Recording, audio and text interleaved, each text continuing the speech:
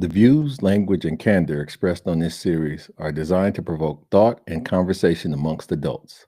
Some opinions and perspectives may be unsuitable for those who are emotionally weak. Viewer discretion is advised. All right.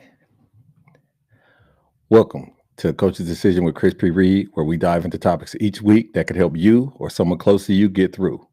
Many of my clients are skilled at the game of life, but there are times you have to protect the player from themselves. There are times when you need to make a coach's decision. My top client and producer has decided to give you, the audience, a glimpse into his session each week to help him navigate these moments live. What you got for this week, bro? Hey, I'm your friendly producer, MOB. I got something that I was thinking about. How do I frame it? So, you already know, you and people like you, you're kind. Okay. So, I'm talking about coaches, counselors, therapists. Y'all already know that in our lives, we've identified something that's not going right, or we have questions and we think we need to pivot. Mhm. What do you think makes it so difficult for us to actually pivot? Because we spend the sessions telling you why we shouldn't pivot and why what we're doing is right. The first thing What's I our would, problem? it's not a problem. It's an inherited dynamic of the human consciousness. We yearn for comfort and stability because you have to think the prehistoric man was always on the run. The prehistoric man was always dying of starvation. So they were always hyper paranoid. There was a sense of paranoia that they walked around with that kept them on a swivel and kept them always moving because it was going to be eat or be eaten type of situation. And so the reality of it is that makes us all naturally adverse to change. And we just don't do well with change. People who like to change all the time have some type of psychological break or fracture that they need to have addressed with medication or whatever. When you can't just sit still and be cool, when you can't just be committed to anything, it means that you have something that's disrupting your spirit. But the idea of change is got to be moderated. And some people like it frequently. Some people like to lease cars, and some people like to pay their stuff off. The concept of what I call how long do you give it before you pivot means that you created a threshold when you first jumped into whatever you were jumping into to evaluate how valuable it is to you, how much it means to you, and how long you'd like to do that. Because I do believe there's nothing that you should be doing the same way, you know what I'm saying, as you were doing when you initially started, because things evolve. I just started watching, as a side, my brother told me to check out the rest of The Shy. I had watched some of it and then I came off of it, show on, I think it's on Showtime or Stars or something like that. But anyway, the gentleman, the gangster guy, he made a statement, and it was a quote. It was from a Greek philosopher, I believe. And he said, a man never walks into the same river twice, because he's not the same man and it's not the same river. And I was more focusing on the fact that he said it's not the same river. That water is constantly moving and cycling through the world. You and I talked about the fact that if you're a believer spiritually, then you don't have to go to the country of Jordan to be baptized in the river that Jesus was baptized in, because the current has put some of that Jesus juice all the way over to the creek down the street from my house, if I so desire to believe that. You know what I mean? So it's all about what you're willing to go through for change and how significant the change is. And the last thing I'll say to that is, these things are most difficult when you're not changing because you want to. You're changing because you feel compelled to, whether that's by age, meaning you got to grow up and move out, or by your boss's edict, or by your spouse's appointment, or whatever the case may be. You don't want somebody to schedule it for you. You want to have a situation where you control the change, and then it doesn't feel like change. But you can't have growth without change. That's oxymoronic. The idea is everybody wants to grow and get better. If I said, do you want to make more next year than you did this year? You're going to say yes. There was a change there. And when things change, and you can't always calibrate how it's all going to align. Be careful what you wish for, because you just might get it. Do you get a lot of clients that proactively change, or is Yes. there some force Yes. making them Yes. change? Because Both. you It's a just said that compulsion. there's Yeah. So, right, so it's a survival technique. I think that what happens is, the thing that I tend to preach to my clients most, I have a select group of clients and they're pretty intellectually high level like yourself. And so they've gotten that way from being driven and always being aspirational, always being aggressive and not over aggressive, but always wanting more and seeing what else is out there, being adventurous. But I'm always talking to you and others about buy yourself some flowers. You know what I'm saying? Don't wait for somebody to give you flowers. They sell flowers, go buy flowers. Also, smell the roses. You know what I'm saying? Create some milestones on your journey map or on your project plan that is your life, to where you have a pit stop. Even in NASCAR, the fastest thing going, they have pit stops to maintain the equipment. A lot of times what we end up doing is we end up going too fast and burning ourselves out. And then we're forced to change. Once again, it's a change that was going to come if we were moving, but it's always better when you do it on your own terms. You never go and buy a car once your car breaks down. That is the worst negotiating position to put yourself in, is to be in a purchasing position where you're compelled to do so. You want to do things when you're comfortably able to make those adjustments and then feel good about it and evaluate it, take it back if need be. So, you know, I can say this: I've dated people in the past that didn't like to try things on, and it infuriated me because different brands make different contours of styles and things like that. So just because you wear a 8 in Levi's, don't mean you wear 8 in Calvin Klein's or Jabot's or whatever. You know what I mean? And now we here with this garment that you done ordered, and you frustrated because you got to do so much more work when you could have just tried that thing on when we was at the mall last Saturday. But I digress. The thing about change is sometimes we want it to make us feel alive. We want it to make us feel normal or human. And then sometimes we want to be in a situation where we just want to be cool and be steady. And it's just like vacation. Vacations are great to go on. You don't want to live there. People think they want to live at the beach. They really do. They think they want to live in a cabin. You don't. You want experiences. You don't want to We would reside call in it these in a dynamics. van. So So Jasmine Reed is saying, leave us neurodivergent people alone. Needing medicine is okay. Thank God for medicine. First, I'll say I applaud people who need medicine and take it. It's right. those people who need it and don't take it that I have an issue with. But Absolutely. your response to that? Admitting you have a problem is the first step in solving it. That's very old cliche. The situation is we're all somewhat neurodivergent. It's not a situation where everybody's exactly how society as a whole thinks they're supposed to be. There are quirks and nuances. We had a conversation as fellas about one time about vices. Chris was buying cars and fixing them up. You know what I'm saying? I was buying cologne at the time. Everybody has something that they was willing to put more money than other people would be comfortable putting on it, because that was their thing. That was their niche, right? So obviously everybody's not for everybody. Everybody's not for everyone. Everyone's style doesn't coalesce very well. So I believe that it's because of the neurodivergence of people.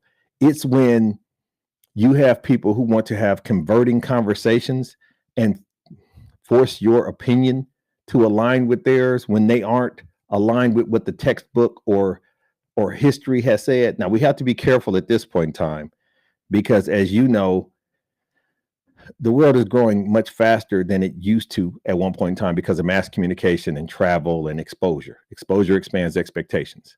And so what happens is you get exposed to other people who think like you, or who who get down like you get down on the interweb, and you feel validated in your kookiness.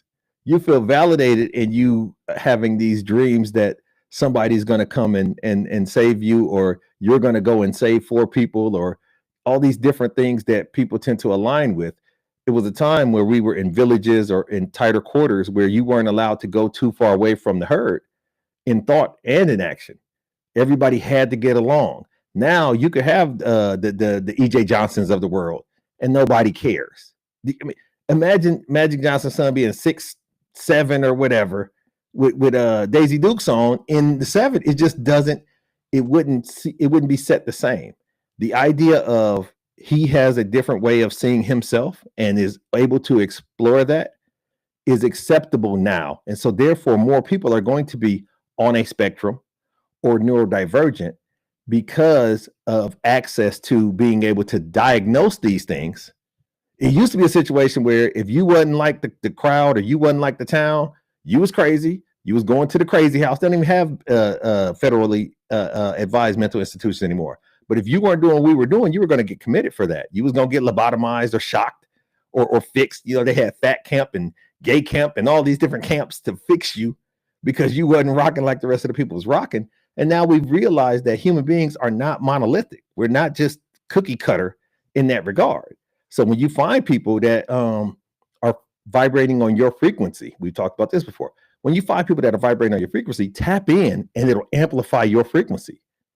But when you're in a situation you're constantly at odds with people, it's because you're not vibrating consistently, or you're working with people outside of your frequency range.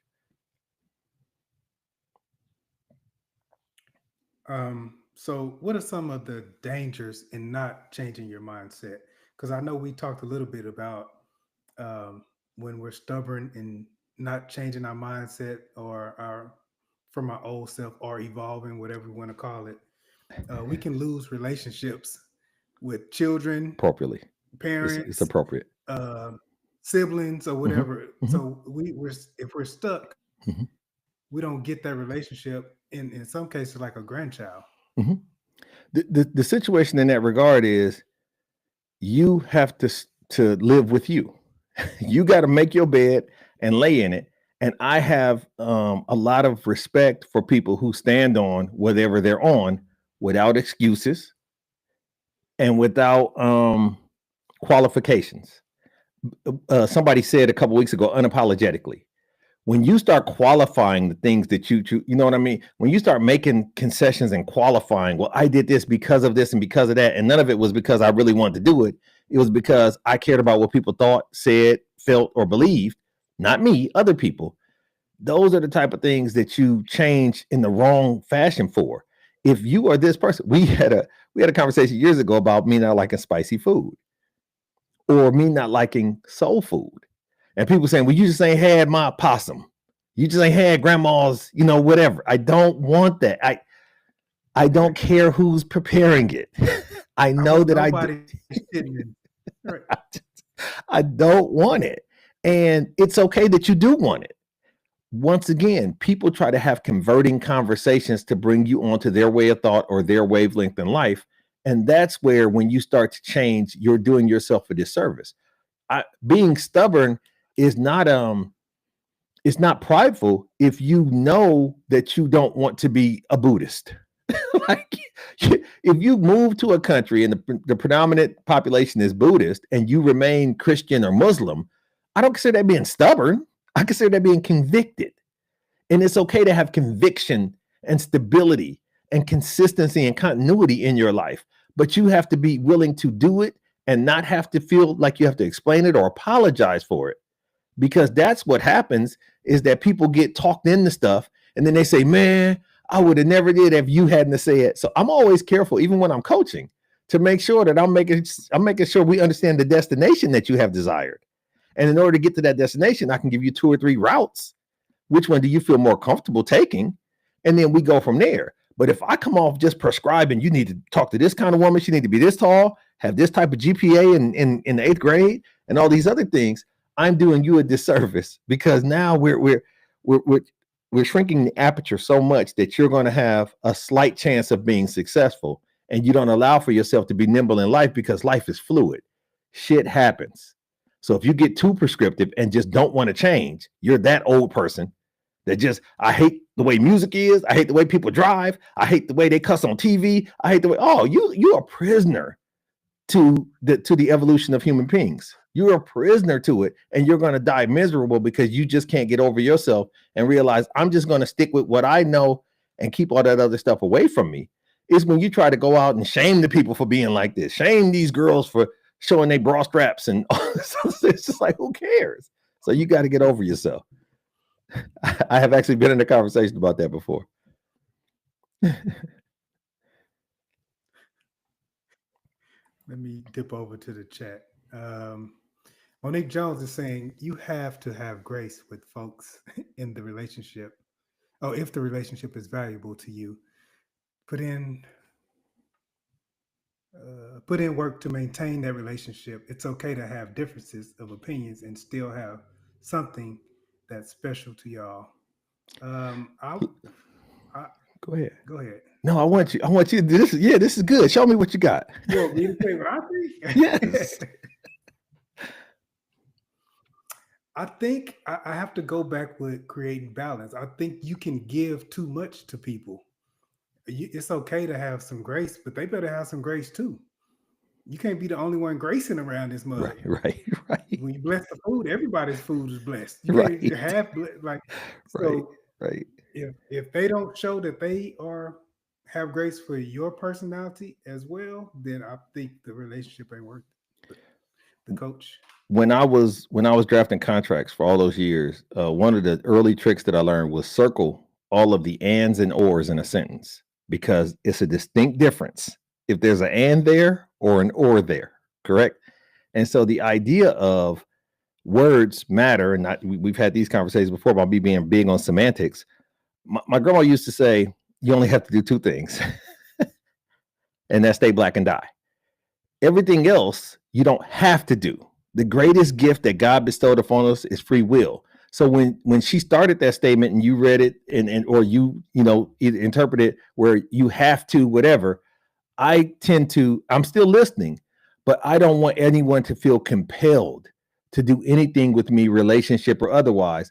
You should want things more than you need things from others, and you should want to more than you feel like you have to. I don't want people to feel like they have to respect me. I want people to want to respect me. I want people to want to listen to us and impart their wisdom on us and join us. I don't want them to feel like they have to do it. You know what I mean? I know people say it's death and taxes, but you don't have to pay taxes. You can go to jail over that. You know what I'm saying? But you have to die. And we will get into that. We've made jokes about the Ruckus and Michael Jackson stuff before, but as far as the staying black part. But the idea of having to, I always am going to be kind of weirded out by that as a starting point. Please don't ever feel compelled or like you have to do anything. Now, if you reread that statement and say you want to be in a relationship and you want to, then that gives you power and that gives you options. And the reason why we do all these things, we do go to work and work out and whatever, is to have options at some point, to make a decision to just stay at the crib and do a staycation, or go to the beach and take your shirt off and not be in the water with a t-shirt on. Okay. Any thoughts on Jessica? She's saying sometimes personal growth requires stepping back, even from loved ones, so you can create the space needed to evolve. Sorry, I can't read, but this is small. That's cool. Evolve your mindset. Let me say this once again. Here, I'm doing the word Nazi thing. Stepping away or stepping forward is what I would program to you say if you were being coached by me. I wouldn't say stepping back, because people take a connotation to negatively or retreating in stepping back. I believe you step forward or you graduate. I'll use the term graduate a lot, right? You graduate out of that season, reason. So people are in your life for a season, a reason, or a lifetime. And so in the idea of this person was in your life for that season, respect that and appreciate that. I'll give a quick story. My dad had a chair, and he was upset about the fact that the chair, his wife did something with the chair. She got rid of the chair. And so I had joined him emotionally in his vitriol over this chair no longer being there. But I've been trained to ask more layers of questioning. I'll cut to the chase on this. He had got the chair used. He had the chair for a number of years, and he had been done, got the money's worth out of this chair. And at this point, him holding on to it was disrespectful to Lazy Boy or whoever manufactured the chair because it had done what it was supposed to do. I have a situation with my aunt where my grandmother's house is, golly, she bought the house in 58, right? She bought the house in 58, and we still trying to hold on for dear life. The house raised not only her kids, but nieces, nephews, brothers, sisters. That let's respect this house and give it a good home going. Let the house be. We trying to squeeze this house for everything a little bit. And I believe that's disrespectful to the memory of the home. The home did its job. We can't hate on it because the pipes is lead and it's, or the pipe, it's asbestos in the wall and all of that. That house was what it was when it was. And I think about people in the idea of dudes getting all this stuff in their hair, these wigs and all this other stuff, and women getting all these accentuations placed upon themselves. Age gracefully. Be comfortable in how you're made. If you're not, be comfortable in how God has prepared you to fix that with time, effort, diet, energy. But when you start trying to do it for filters to be better, or for people to be faked out as to who you actually are, now hopefully you passed the point where there was a situation in China where the woman had so much surgery, and then he married her, they had a baby, and the baby came out looking like she used to look, and he sued her because genetics don't do this. It don't make that kind of leap, right? And so you have to be comfortable in your own skin, and you have to be comfortable with your lot in life at some point in time. If you're that uncomfortable with your lot in life, I would absolutely recommend you seek a psychologist or a psychiatrist to have a conversation with, because it's deeper than something that coaching or therapy could work you through. That's a level of self-awareness or self-loathing that you have to have maybe medication or a regimen to get behind, to understand why it's so deep-seated that you don't like yourself, because you've had ample opportunity to know you, learn you, and grow to love you. All right, let me go to a comment and then a question. Jasmine said, mindset change is wise and necessary. That was me being unapologetically is freeing. She's the one who said that. Okay. And then we can go to Jessica and say, who says, do you think two people should have the same mindset in order to connect or have a relationship? Absolutely. Now listen, but let me, another distinction in words. A similar mindset, but you have to have a yin yang dynamic at some point. We both can't be mopping.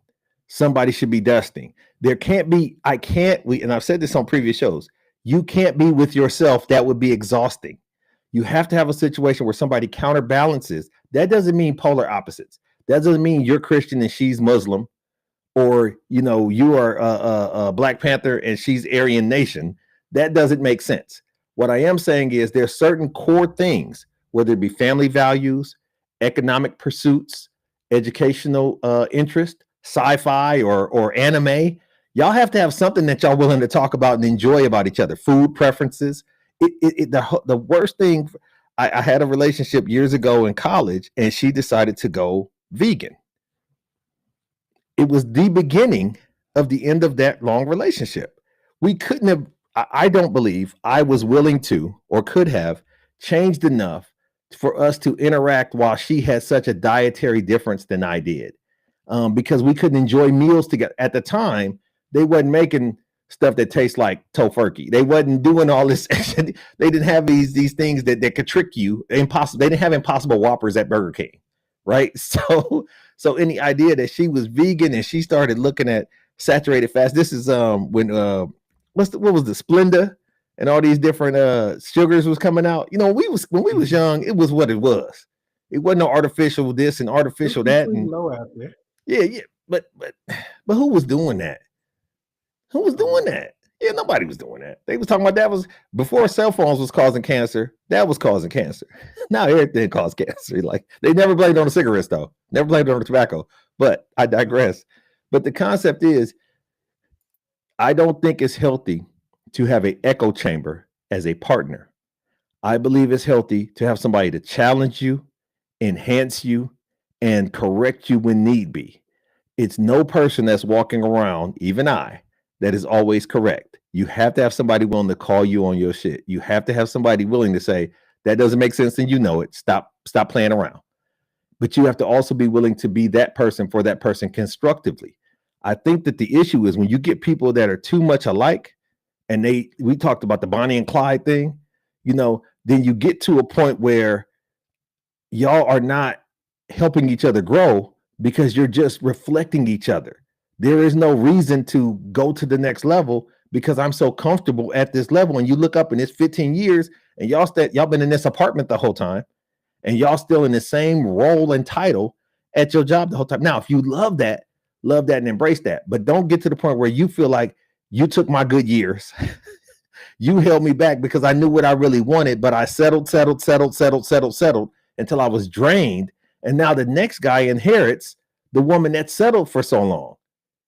And so now you're opining of the woman you saw yourself as 10 years ago, and she died. You smothered her with this person that you was trying to convert. Once again, it goes back to that convergent dynamic. So I think when you have people that are too much alike, that's weird because that's narcissistic. It's very narcissistic to want somebody just like you. So we had another comment from Jasmine saying, very true. Reciprocity is required, and I want them to want to give that. We have to have this conversation about counting too much at some point. We do. When you want other people to want something, but your thoughts on that? How I took that is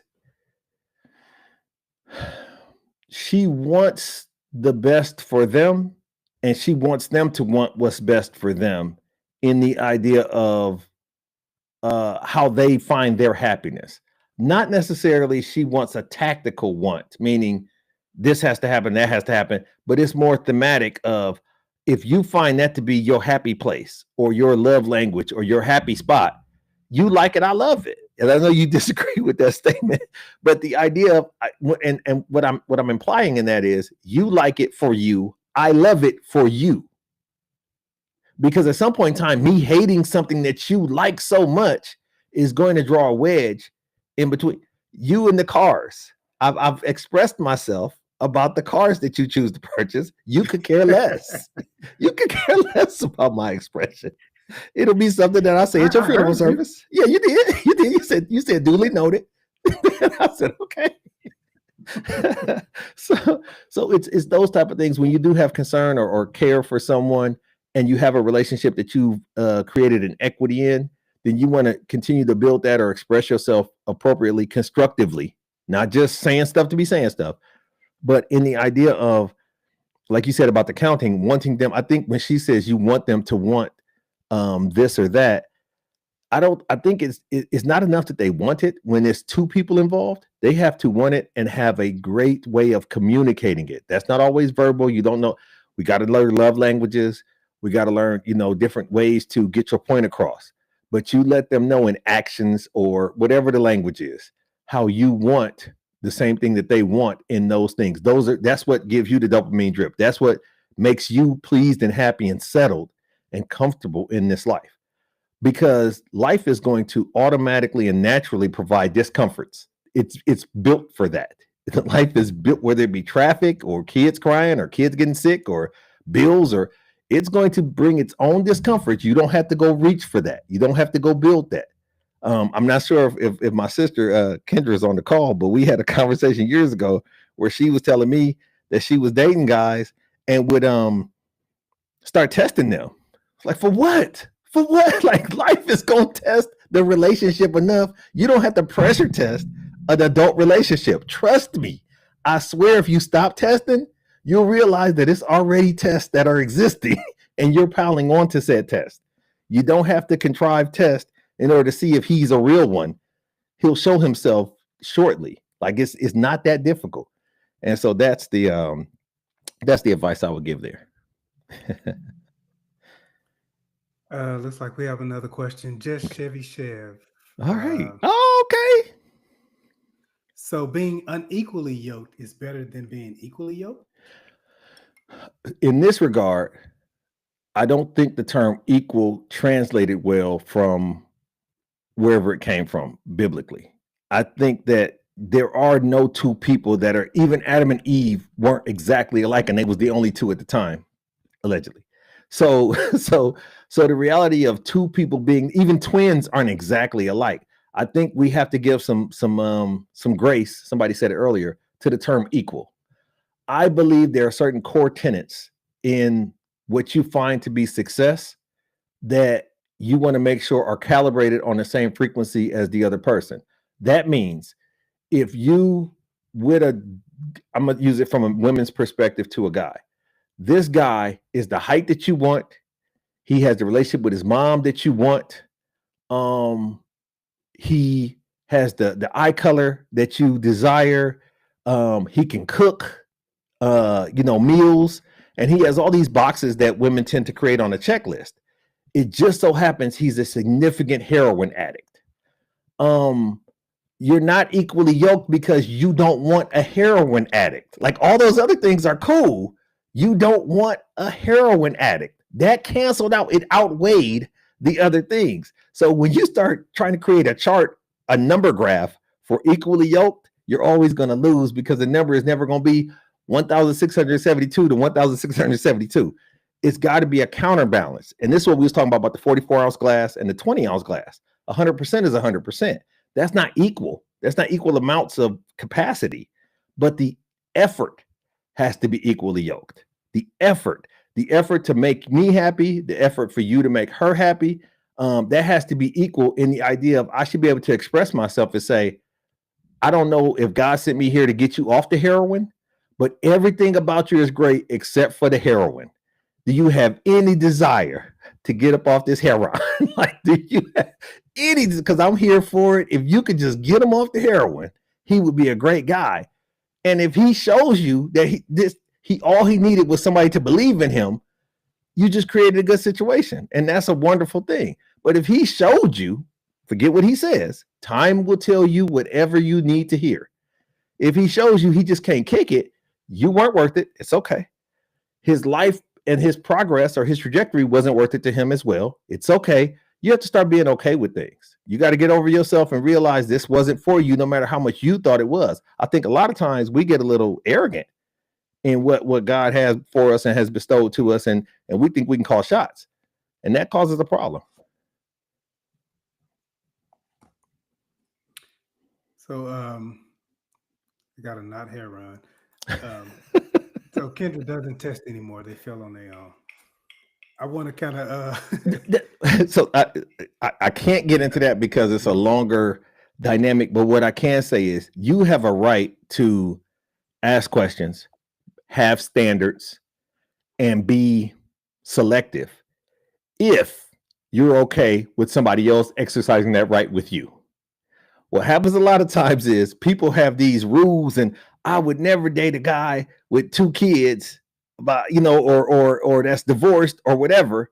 And then you say, I thought you was divorced. I am, but my circumstances, and then they give all these qualifications as to why they're better than what they're saying. You are what your record says you are.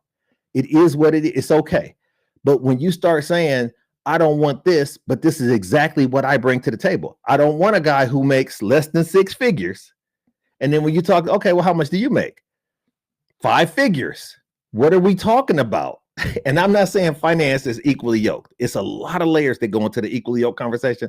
That's why I really didn't want to. This is not a forum where we have to make a series and break the equally yoked thing down for balance. Yeah. But the idea of stop looking for something so specific and so prescribed, unless we're talking about theoretical love things, meaning I want somebody that I know cares about me, cares about the things that I care about, and wants the best for me, even if that means it's not with me. Because there's been situations or relationships that I've had where we didn't mean each other any good any longer. Not that I didn't love her, not that I didn't think it could work, but I just felt like we had reached a plateau. There was a situation where something would have to change, and it's unfair at this point too, because I had hinted. I think in relationship, you hint about the change. I really love it if we start going on walks more, we start doing this more. And then when you the only one up walking, that ain't what she want. That ain't what she wants. So you just got to kind of read the room and understand what's going on there.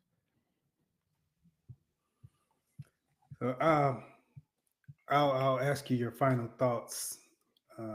But I do have a quote from a wise gentleman, Riza Islam, Okay. and he said, "In our life, we're imitating the winner. Hmm. So even if you see someone trying to be like someone else, Hmm. they're imitating who they think is the winner. If you're Hmm. trying to be yourself, you think you're a winner. Hmm. You're imitating that winner. And we look to, if we're not winning, we're looking to coaches like yourself or therapists to help point out things that we may not recognize or to help us get over things that we do recognize to help us win. Any final thoughts or comments to that? I have two comments to that. I heard this quote before, and it is the greatest thing you'll ever learn is just to love to be loved in return. I'll say it one more time. The greatest thing you'll ever learn is just to love to be loved in return. That's the reciprocity that somebody brought up earlier and things of that nature. The reality of life is if you skipping and snapping your fingers and singing all the time, something's wrong with you. It ebbs and flows so much. You know, love is a smoke made up of fumes of sighs. And a sigh can be a good thing, it could be a relief sigh, or it could be a exasperation sigh. But that's how love is. It's hazy, it's foggy. It's not something that you can put a chart. I'll give you a better example. Show me your pain. Share it with me. The idea of pain being on a chart at a doctor's office is psychologically sound on a scale of 1 to 10 frowny faces. They would never be able to do that and translate the idea of love.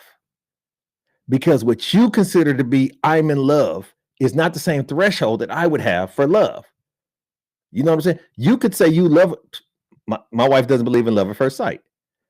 Now, she believes I need to know your favorite color, your middle name, who your mama name is. Like it's a lot of qualifications that are scientific for her to then give the emotion of love. I am not that dogmatic as it And I relates agree to with love. her. It's a feeling. And I'm okay with it being art I more agree with than her science. and BBD. Yeah. Right, She can have a right, big button smile. right. So I'm okay with it being more art than science, but you have to be good with what you are good with. And I believe that, you know, one of the things that we get sidetracked on is how is this going to play if I have to translate or convert my friends or the people that care about me to this way of thought.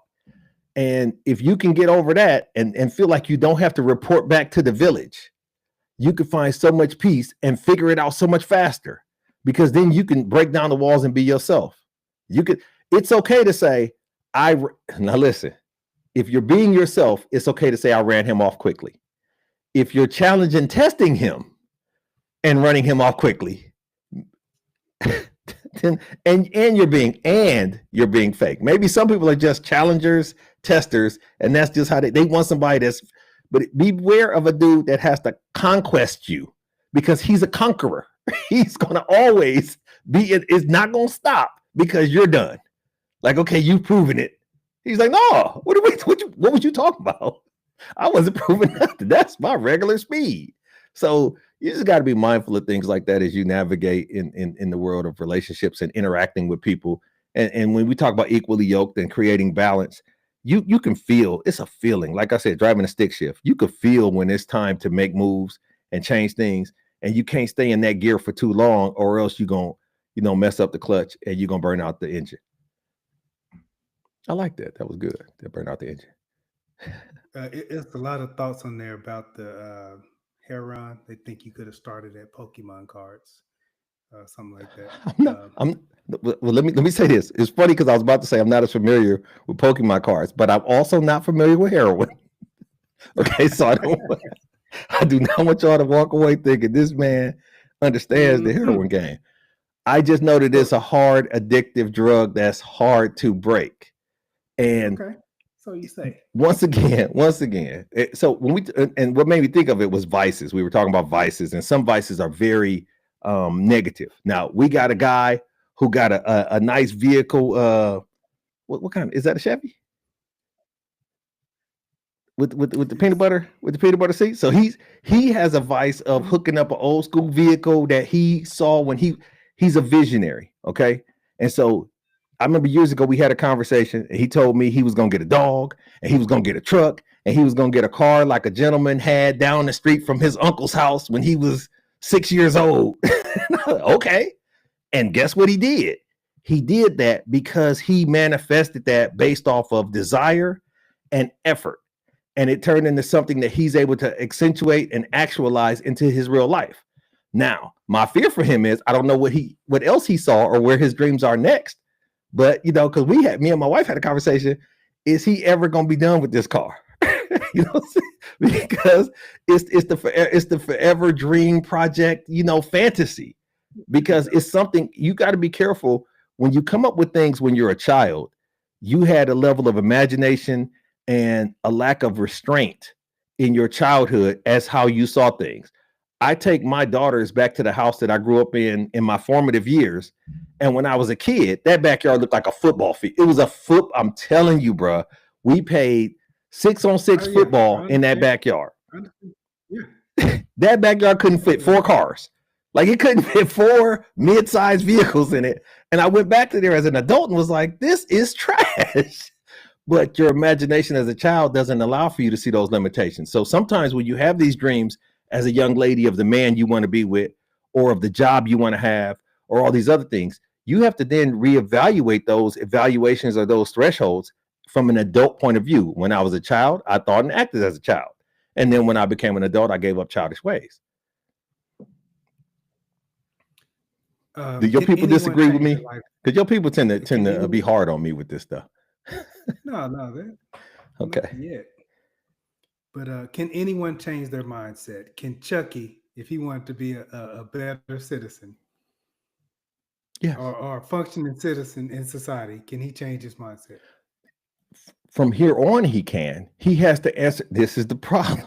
This is the problem with the surgeries and all this other stuff. You can't be born again.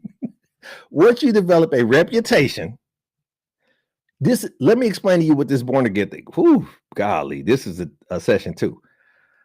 The born again concept is a covenant with you and your God or your deity.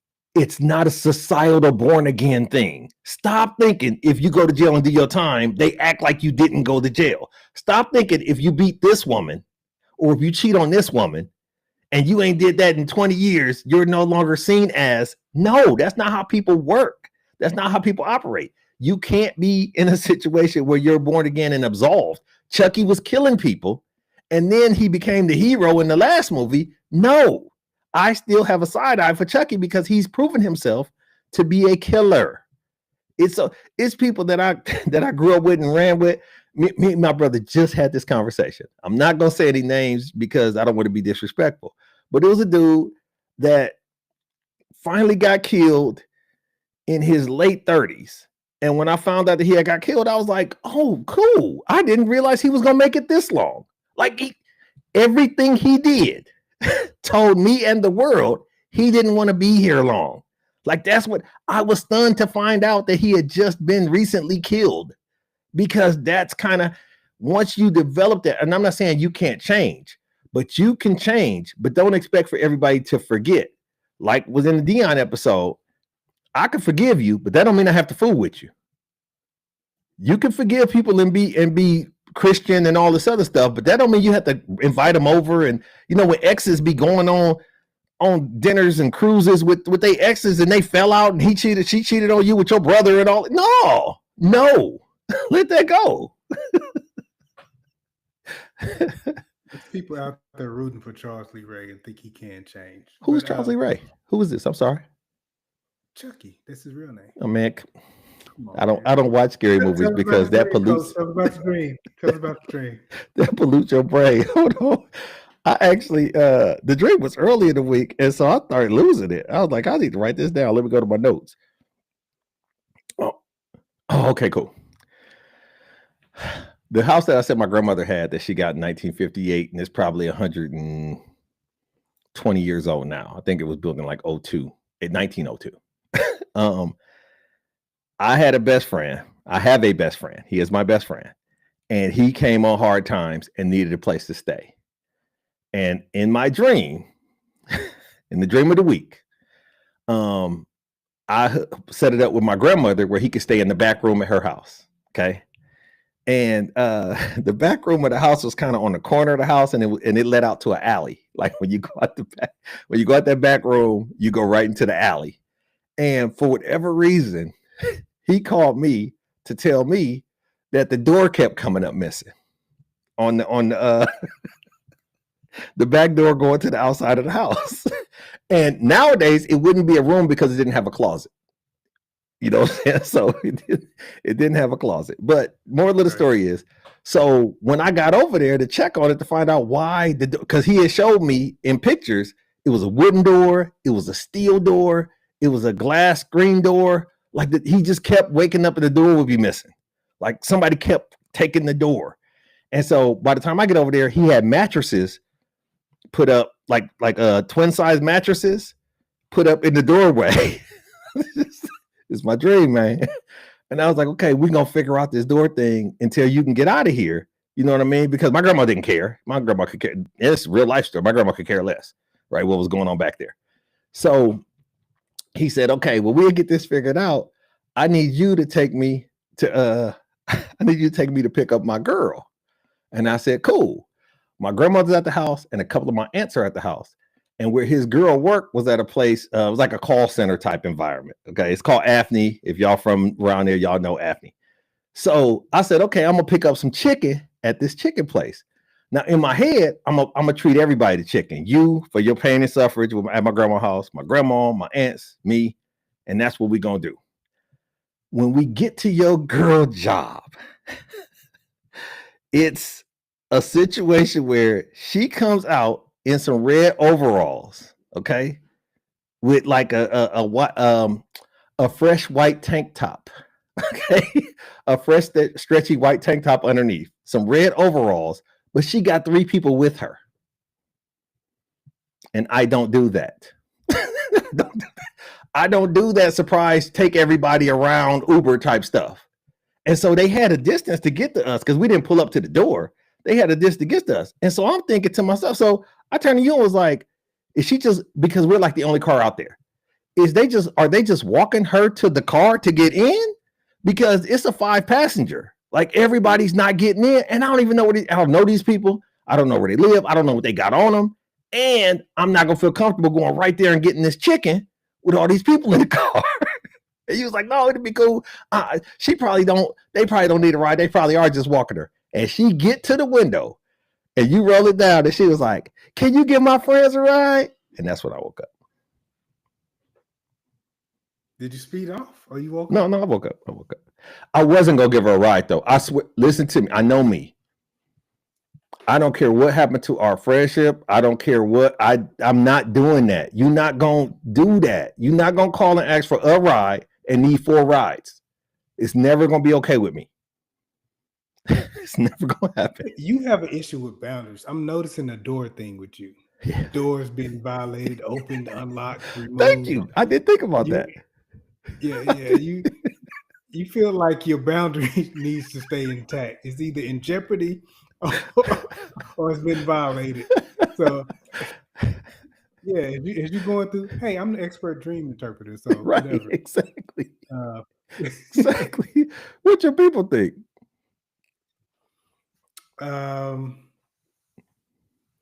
We just have to make sure we aren't operating from a place of brokenness. Maybe that's from the topic of mindset, and then I can't forgive, but you lose the same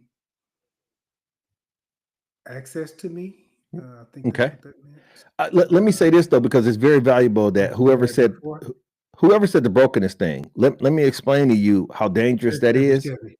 Okay. Just Chevy Chev. Chevy Chev, you can't proofread your own work. You don't know how broke you are or where you are in your brokenness unless you have an accountability buddy, a girlfriend, a sister, or somebody that you keep it real with. Now, if you lie to them, if you give them half information, they're going to give you half advice with good intentions.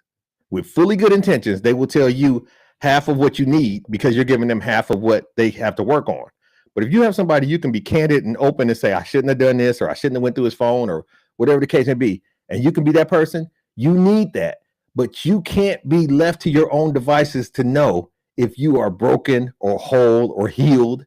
Like Essence say, you can't give yourself a nickname, and you can't be the arbiter of how great you are psychologically. That is a dangerous game to play. I would advise that if you've been doing it, stop. And if you are thinking about doing it, don't. Get somebody that you can calibrate these thoughts and ideas off of. Get a focus group if possible. But you don't want to make an assessment of, okay, I'm healed now. I'll go forward, because that's dangerous for you long term.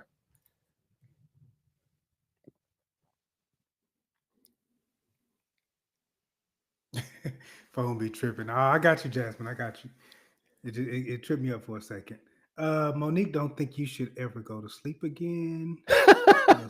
They don't be dangerous. I used to have violent, dangerous dreams. These are very, very whimsical, all things considered. And I did notice a theme of me assisting others in my subconscious. I'm always trying to look out. Remember, I had the situation where I was trying to get my brother the room in the shed. And in this situation, I had my best friend moving in with my grandma. Like I'm very, very, unselfish in my dreams. At least in my dreams, I am. Lindsay Renee said not being a hypocrite. I want her to expand on that. Okay. There is a little delay when the comments come in, but that's okay. I got time for that. Let's explain not being a hypocrite. You have to do that now in this Trump administration, because nobody has to stick by anything. Jonathan Payne, preach. What up, fellas? Jessica, what if you feel freed and healed? That is excellent. Wrong? No. Phone a friend. Phone a friend and you can't proofread your own work. You can feel what you want to feel. It doesn't come off like you think it does. I'm telling you, it doesn't. And you got to have a person. It is, and I'm saying this to be sensitive. If you need to outsource somebody who doesn't have a stake in the game and who can listen and assess your situation and tell you from a logical, classic perspective how things are, people's lives are nuanced though. So sometimes having that background really does help. But if you find yourself in a situation where you done fell out with your sisters, your uncles, your children, your mom and them, and there's nobody that loves you enough to tell you the truth, it's because they've been telling you the truth the whole time. And that's why you've fallen out with them all. Like, it's real simple math here. But you have to have somebody that you're honest and candid and transparent with. And you can feel that they calling your bullshit and they're being honest, transparent, and understanding with you. And those are the people you lean into. That's the drum you beat until you come up with a whole song. Did the hypocrite person come back and provide any context? Because I thought that was vague. Not yet. Okay. All right. Yeah, you got a lot of comments today. I think you this is the longest you ever went over. I apologize. What if those people are mad because you don't want to be like them? You think you're better than them. Wait. Forget that. Let's go back to the hypocrite. Okay. Because I got something for that too. Lindsay, she was referring to wanting a person to not be divorced, but you're divorced. Yeah. Or not. Listen to me. I've heard of people who don't want someone with kids and they have kids. That's correct. The issue is this. Styles make fights and everything is circumstantial. So to be divorced with someone because he missed 2 mortgage payments is totally different than she divorced her husband because he was choking her out every Thursday and Saturday. Like, it's not, once again, we talk about the equally yoked. Equally, too many things occur that don't match up or level out. But whatever it is, you have to be comfortable with the determination you make. Instead of saying, I don't want you to divorce him, I want you to always do what's best for you. And let's talk about what that is and how we can sustain that. And then we'll realize being without him is not what's best for you because you love these shoes and the stuff and things. And you can put up with the elbows and the other stuff because that's just the way you're built. as opposed to some people think that, and I'm going to say this, and I hate to say it at the end of the show, we can have another episode. Women have a tendency of wanting it all, right? They want him to be this tall and this strong and this rich and this talented and kung fu and fix cars and tutor children and do Doctors Beyond Borders. Is exhausting. If you're the man that most women want, you are exhausted because you are schizophrenically doing everything too much. And the idea of you have to figure out what's good for you. And when you know in your heart that it's good for you, it doesn't come up in conversation to test it with your girlfriends or test it with your sister. That like, hey, if your man did this, what would you think? You're not even thinking that because you're so into what is going on. It's when you start getting off the frequency and now you're not into it anymore that you find question in it and wonder, am I tripping? And most of the time you're not tripping. If you're asking yourself, it's kind of like saying, I don't mean to be racist, but you're about to say something racist. If you say, am I tripping? You believe you're tripping. Now, the person that loves you can tell you this is where it's coming from. I know why you're tripping. And I forgive you for it because you came up hard or this happened or this guy scarred you or whatever the case may be. But you have to work through those things slowly. And you have to ask a lot of questions of yourself. And you have to, more importantly, forgive yourself and then ask yourself, am I built for this? Because a lot of people, men and women, get involved in relationships that they're just not built for. You're not on his level. He's not on your level. And you think it's a project where you guys are going to meet in the middle and he's not trying to move. She's not trying to move. It's not going to be a situation where y'all magically come together unless there's a tragedy. He doesn't need you. He doesn't really want you. He's just not that into you. And the sooner that you understand that and make that determination of you really need that. Now, if you don't need that, that's cool. Be casual. You know what I'm saying? Meet them where they are. But don't never feel like you're being cheated or somebody's taking more from you than you're willing to give. That's the reciprocity. If you can keep a cycle of give and take, it's refreshing. It's just like oxygen. It's just like oxygen. That's why you put plants in your house, so you have fresh air, right? What was the one that you wanted to say before we went back to the hypocrite? Because now I understand the hypocrite thing now, as far as saying something that you're not willing to ride out with, but everything's not the same. I was pretty much just going to sum up, like sometimes you have people who are examples of what you will become if you keep that same mindset in your family. And you go against that and they don't really like it. And then I wrote it down. I think we can navigate through that through another show because that's a lot.